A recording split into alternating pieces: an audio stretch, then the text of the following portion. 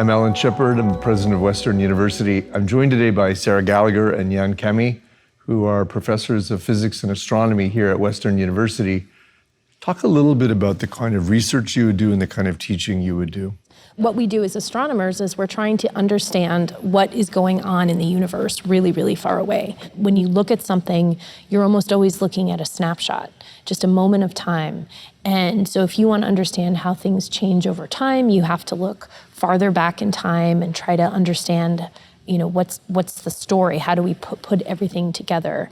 And for me, that's what's really exciting, is trying to just figure out how all this weird and wonderful stuff actually happened. Do you think about time differently than people like me who are not astronomers do you think? Or the comment that I often get from people who are not scientists are like, oh, I can't wrap my head around it. The sizes, the distances, the time scales, but neither can we. See, I'm sitting here thinking that you guys have got that part figured out. I'm thinking I can't really imagine. What we can do is we can make scale models and we can pretend like, hey, this is how you can visualize it or think about it. But then often ask like, oh, does that mean that the universe makes you feel insignificant? Well, maybe in a sense it does, but at the same time, it's pretty impressive that we are here as part of the universe, right? Because that's the other thing, the whole evolution of what happens in the universe is in our body.